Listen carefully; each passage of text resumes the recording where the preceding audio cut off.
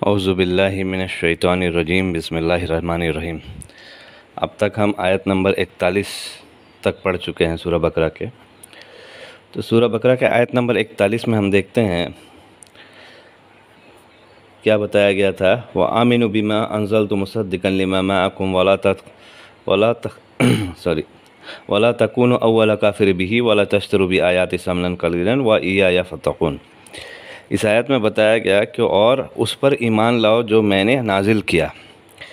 सबसे पहला बात देखिए कि अंज़लतु मुसद्दिक़न लिमा, जो ईमान लाओ उस पे जो अल्लाह ताला ने नाजिल किया। अल्लाह ताला ने सिर्फ़ कुरान नहीं नाजिल किया, कुरान से पहले भी बहुत सारी किताबें नाजिल की हैं। सूरह बकरा के शुरुआत में हम यही पढ़ चुके हैं। सूरह बकरा के शुरुआत में क्या है, वल्लज़ीना युमिनूना बिलग़ैबि वल्लज़ीना युमिनूना बिमा उनज़िला इलैका वमा उनज़िला मिन क़ब्लिक व बिल आखिरति हुम युक़िनून, कि और उन किताबों को पढ़ते हैं। क्या बताया गया, जो अल्लाह पर ईमान लाते, जो अल्लाह की बात मानते, उनको अल्लाह ताला ये बताया कि जो किताब नबी सल्लल्लाहु अलैहि वसल्लम पे नाजिल हुई उसको भी पढ़ते, और जो उससे पहले लोगों पर नाजिल हुई उसको भी पढ़ते। तो उससे फ़ायदा क्या होता है? उससे फ़ायदा ये है कि देखिए, ये नॉलेजेबल ग्रुप, जो खूब पढ़ने वाले लोगों के बारे में बताया जा रहा है, क्योंकि हर किसी के लिए पॉसिबल नहीं है कि इतना ज़्यादा डिटेल में रिसर्च कर सके।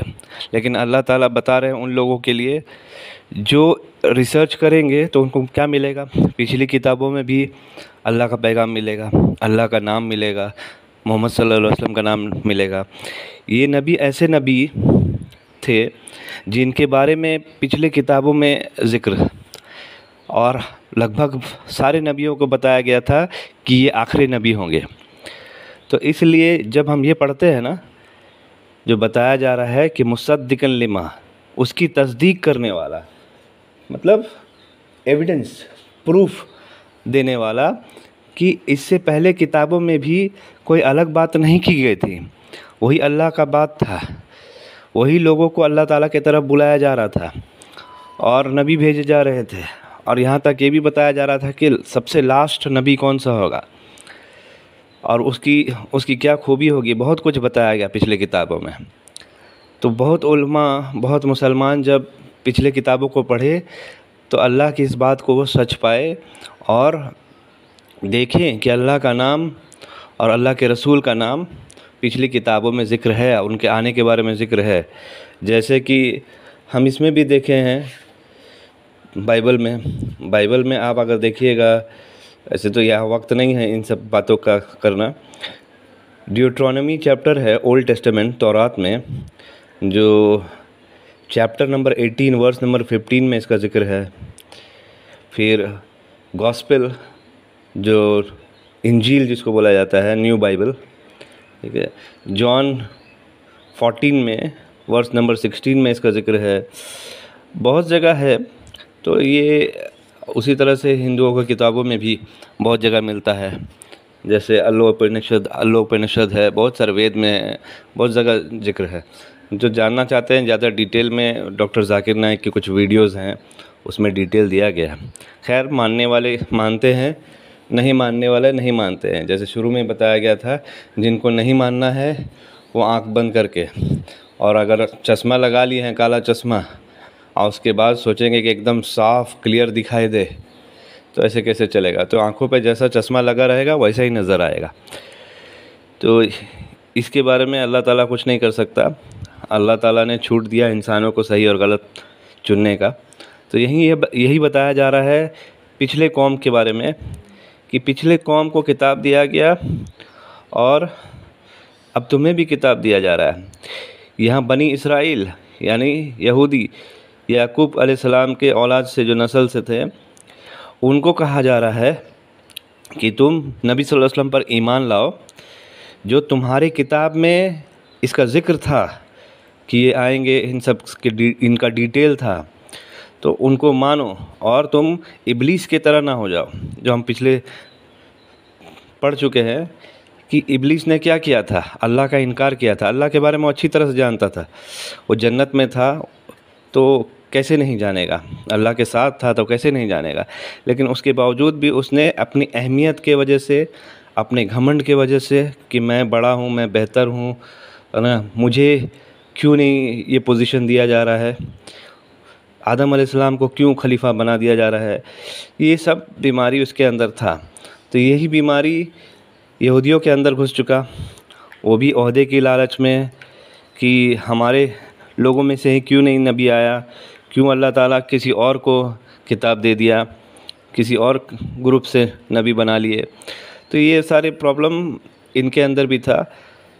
तो यही कहा जा रहा है कि उसकी तस्दीक करने वाला जो तुम्हारे पास है, उनके पास क्या था, तौरात और इंजील, बाइबल, तो उसमें ज़िक्र था। लेकिन जैसे नबी सल्लल्लाहु अलैहि वसल्लम आए, अभी भी कुछ है और बहुत सारा उन्होंने मिटा दिया जानबूझ के, ताकि लोगों को नबी सल्लल्लाहु अलैहि वसल्लम को मानने से रुकवा सके। तो ये आज मुसलमानों में भी ऐसा होता है। मुसलमानों में भी देखिए, अगर हम पढ़ें इस आयत को तो अल्लाह ताला हमको क्या बता रहे हैं कि जो अल्लाह ताला ने नाजिल किया उस पर ईमान लाओ। आज कौन मुसलमान नहीं मानता कि कुरान अल्लाह की किताब नहीं है? सब मानते हैं। लेकिन होता क्या है, जब आता है मुसद्दिकन लिमा, जो तुम्हारे पास है उसकी तस्दीक करने वाला। जब हम कुरान पढ़ते हैं तो क्या हम तस्दीक नहीं करते हक़ का? हमको कुरान नहीं बताता सही और गलत क्या है, सब बताता है।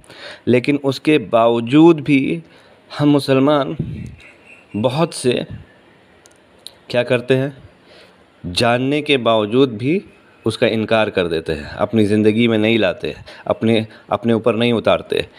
तो उसका बाद क्या कहा जा रहा है? उसके बाद देखिए क्या कहा जा रहा है कि वला तकूनु अव्वल काफिर बिही, और तुम सबसे पहले इसके इनकार करने वाले काफिर ना हो जाओ। तो देखिए, हमारे पास किताब है, हम उसको पढ़ रहे हैं, उसको जान रहे हैं, और जानने के बाद अगर कोई उससे मुंह फेर ले, उससे इनकार कर ले, या उसके ऊपर चले नहीं किसी भी वजह से, किसी भी कमज़ोरी के वजह से, तो ऐसा ही है कि वो उसका इनकार करने वाला कहलाता है। यही कहा गया कि तुम आज के दौर में सबसे पहला पढ़ने वाला मुसलमान का किताब कौन है? कुरान को पढ़ने वाला मुसलमान ही है सबसे ज़्यादा। यहूदी भी किताब पढ़ते हैं, बहुत बेहतरीन तरीके से वो लोग पढ़ते हैं। कितने ही यहूदी ये कबूल चुके हैं, वो कुरान पढ़ते हैं और बहुत अच्छी तरह से, बहुत मुसलमानों से ज़्यादा जानते हैं। लेकिन क्या है, उनका दिल साफ़ नहीं है, उनका मकसद कुछ और है। वो नेगेटिव थॉट्स के साथ पढ़ते हैं। जैसे मैंने शुरू में बताया था, उनके दिलों पे एक ताला पड़ा हुआ है। किस चीज़ का ताला पड़ा हुआ है? एक ऐसा थॉट जो कुरान के ख़िलाफ़ नेगेटिव सोच रखता है। तो आप जैसा चश्मा लगा के देखोगे वैसा ही दिखाई देगा। कुरान भी हमको यही बताता है शुरू में, ठीक है। जैसे कुरान हमें शुरू में ही बता दिया, क्या बता दिया? व युदिल्लु बिही कसीरन व यहदी बिही कसीरन वमा युदिल्लु बिही इल्लल फासिकीन, कि इसी कुरान से बहुत लोग गुमराह होते हैं और इसी कुरान से बहुत लोग हिदायत पाते हैं, और गुमराह नहीं होते सिवाय फासिक। फासिक किसे कहते हैं? मैंने शुरू में बता दिया था। फासिक उसे कहते हैं जो लोग अल्लाह के साथ जिन्होंने एग्रीमेंट किया है उसको तोड़ देते हैं। जैसे हस्बैंड वाइफ का शादी हो रहा है, वो कबूल है कह के एग्रीमेंट बन जाता है। अब उस शादी को अगर नहीं निभाए, उस रिश्ते की अहमियत को नहीं समझे, तो उसे टूटना कहते हैं, वैसा रिश्ता टूट जाता है। तो इसी तरह से जिन लोगों ने अल्लाह से वादा किया, ला इलाहा इल्लल्लाह कहने के बाद उस पर चले नहीं, तो उसी को तोड़ना कहते हैं। तो यहाँ पर भी यही बताया जा रहा है कि तुम्हारे पास किताब है, तुम उसको जान रहे हो, जानने के बाद तुम सबसे पहले काफिर ना हो जाओ। वला तश्तरू भी आयाति समनन कलीलन व इयाया फत्तकून। तो गौर करने की बात है, यहाँ पर बहुत अहम बात बताया जा रहा है जो बिगाड़ का वजह है। और क्या बताया? मेरी आयत के इवज़ थोड़ी कीमत ना लो और मुझी से डरो। देखिए, कोई भी कीमत यहाँ पर जो समनन कलीलन थोड़ी ही है। क्यों? क्योंकि जन्नत के मुकाबले में कुछ भी थोड़ा ही है। जो जन्नत में मिलेगा, पूरे कायनात में कुछ भी मिले वो थोड़ा ही है। जैसे मिसाल के तौर पे अगर बताया जाए, समझाया जाए, तो एक आलिम ने बहुत खूब तरीके से समझाया जन्नत और जहन्नम के बारे में। क्या कहा कि दुनिया का जितना भी आराम है, सारे कायनात का जितना भी आराम है, अच्छी चीज़ें हैं, सब कुछ मिला लो, सारे ऐश आराम सब कुछ मिला लो, लेकिन वो जन्नत के आराम, जन्नत की नेमत के सामने एक ज़र्रा बराबर भी नहीं है। और उसी तरह से जहन्नम के बारे में बताया। जहन्नम के बारे में क्या बताया कि सारी कायनात की जितनी भी तकलीफ़ है, सारी परेशानी, सारा तकलीफ़, कुछ भी अंदाज़ा कर लो, किसी को टॉर्चर, हद से ज़्यादा टॉर्चर किया जा रहा है, कोई भी लिमिट हो टॉर्चर का, वो सब को अगर इकट्ठा कर दिया जाए तो वो जहन्नम के टॉर्चर के सामने कुछ भी नहीं है, एक ज़र्रा बराबर भी नहीं है। तो ये क्या है? इसी से हमको पता चलता है कि ये समनन कलीलन, जो थोड़े से फ़ायदे के लिए लोग अपना थोड़े से फ़ायदे के लिए हक़ को छुपाते हैं, हक़ को लोगों तक ज़ाहिर नहीं होने देते। कोई अपनी गद्दी के लालच की वजह से, कोई अपनी इमामत के लालच की वजह से, कोई कुछ पैसों की वजह से, कोई अपनी मजबूरी की वजह से। बहुत लोग क्या है, आज देख लीजिए, आज इमामों का, मस्जिद के इमामों का यह हाल है कि उनको 4,000 5,000 रुपया तनख्वाह मिलता है। तो 4,000 5,000 तनख्वाह में आज घर कैसे चलेगा? लगभग नामुमकिन सी बात है। आज के दौर में 4,000 5,000 रुपया में कहीं कहीं 3,000 रुपया मिलता है, कैसे घर चलेगा? तो वो लोग मजबूर हो जाते हैं बेचारे, तावीज़, गंडे, जादू टोना, क्या क्या नहीं, इन सब चीज़ों में पड़ जाते हैं। जबकि इन सब चीज़ों का कुरान से, अल्लाह की किताब से, अल्लाह की बातों से कोई लेना देना नहीं है। अल्लाह ताला तो ख़ुद डायरेक्ट अपने बंदों से प्यार करता है, बहुत ज़्यादा प्यार करता है, और ख़ुद डायरेक्ट अल्लाह ताला बोलता है कि तुम मुझसे बात करो, कोई मीडिएटर नहीं चाहिए बीच में, कोई मीडिएटर नहीं चाहिए, क्योंकि अल्लाह ताला ने डायरेक्ट ख़ुद किताब भेजा है तुम्हारे लिए। और इस किताब को पढ़ने का मतलब ही है कि हम अल्लाह से बात करें, क्योंकि ये अल्लाह की बात है। जब हम अल्लाह से बात करते हैं तो अल्लाह हमसे सवाल करता है, हम सवाल का जवाब देते हैं। जैसे शुरुआत में सूरह बकरा में हम लोग पढ़ चुके हैं कैसे बात होता है, कैसे हम अल्लाह से बात करते हैं। तो ये सब चीज़ इसमें है। तो इसके वजह से हो क्या रहा है, यहूदियों ने भी क्या किया, नबी सल्लल्लाहु अलैहि वसल्लम का इनकार किया। किस लिए? इसलिए इनकार किया, पहली बात कि अगर अक्सर उलमा जो थे, उनके बहुत सारे फॉलोअर्स थे, उनका एक रुतबा था, अगर वो नबी सल्लल्लाहु अलैहि वसल्लम को मान लेते तो उनको एक स्टूडेंट बनना पड़ता नबी सल्लल्लाहु अलैहि वसल्लम का, और एकदम नया फ्रेश, बाकी लोगों से भी उनकी वैल्यू नीचे गिर जाती। तो यही है समाज में बहुत बड़ा बिगाड़, जो इब्लीस का भी यही प्रॉब्लम था, और यही प्रॉब्लम हमेशा इंसान को बर्बाद करने के लिए काफ़ी है। इस वजह से उन्होंने नबी सल्लल्लाहु अलैहि वसल्लम का इनकार ही नहीं किया, यहाँ तक कि वो नबी सल्लल्लाहु अलैहि वसल्लम के खुल्लम दुश्मन भी हो गए, और बहुत लोगों तक गलत पैगाम भी फैलाने लगे कि वो नबी नहीं है, जबकि उनकी किताबों में आज भी मौजूद है। उस टाइम और ज़्यादा था। इसी तरह से एक इमाम गुज़र चुके हैं जिन्होंने बहुत तहकीक किया और मालूम करने की कोशिश की। इमाम अर्राज़ी, जब वो इस आयत में आए और पढ़ रहे थे कि कहाँ पर नबी सल्लल्लाहु अलैहि वसल्लम के बारे में इतना डिटेल में दिया गया है जो यहूदियों ने छुपाया, तो जो आखिरी नबी के बारे में दिया गया, तो उन्होंने एक किताब उनको मिली, Arabic Bible titled glory of Zion. तो इसमें बहुत डिटेल उनको मिला। उसी तरह से हमीदुद्दीन फ़राही रहमुल्लाह, उन्होंने हिब्रू सीखा 8 साल।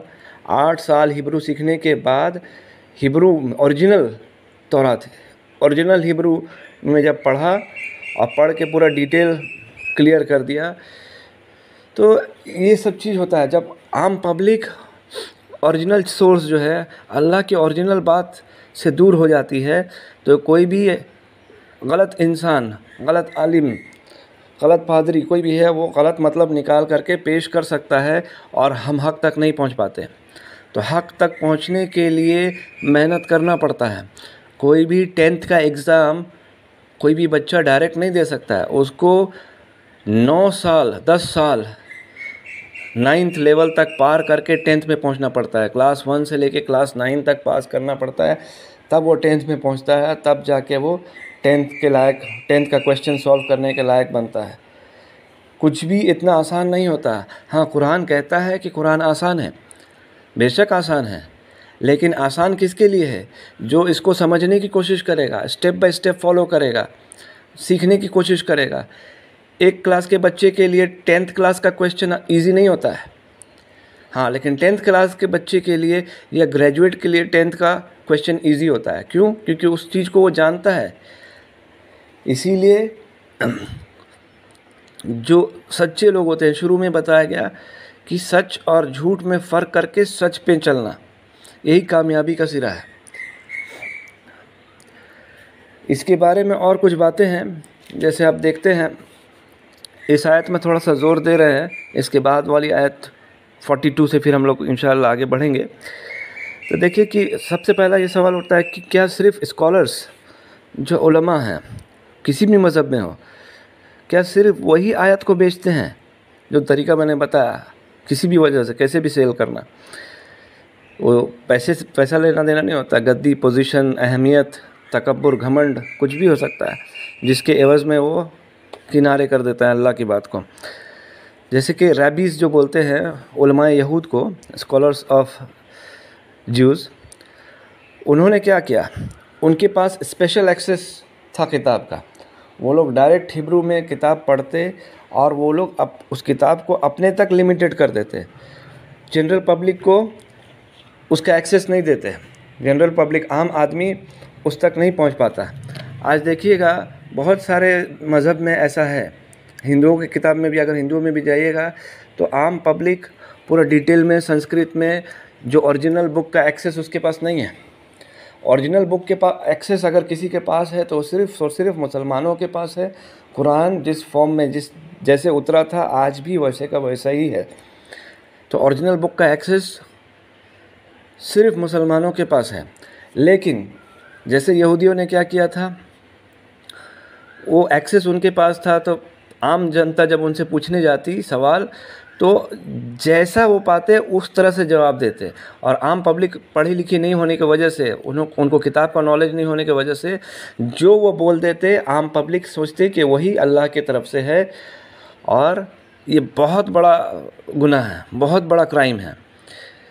तो इसलिए मोहम्मद सल्लल्लाहु अलैहि वसल्लम ने क्या किया, वो आए और लोगों के लिए इल्म को आम कर दिया कि सबको एक्सेस मिले अल्लाह का किताब का, अल्लाह की बात का, सबको जोड़ दिए। तो हर सहाबा कुरान और हदीस के बारे में, दीन इस्लाम के बारे में पूरा डिटेल में बहुत अच्छी तरह से जानते हैं, कोई उनको गुमराह नहीं कर सकता। हाँ, अगर उनसे बेहतर कोई जानने वाला है तो उनसे, अगर कोई चीज़ नहीं समझ में आ रहा है तो जो बेटर जानने वाले हैं उनसे पूछ लेते हैं।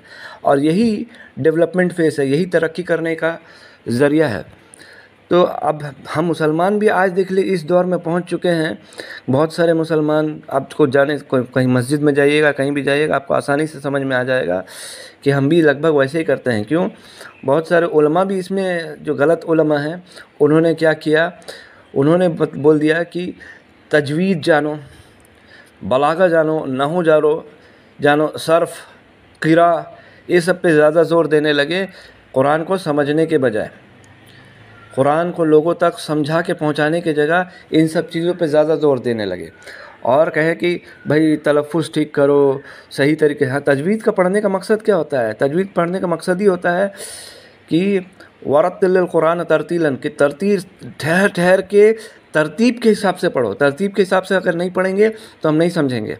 ये कुरान हमें खुद बताता है और कुरान को पूरा तरतीब के हिसाब से सजाया भी गया है, वरत्तलनाहु तरतीलन, जो सूरह फुरकान में आयत नंबर 32 में है।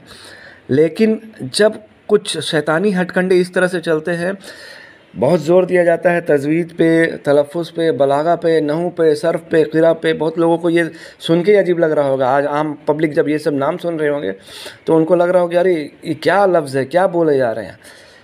तो इस कदर मुसलमान दूर हो चुके हैं।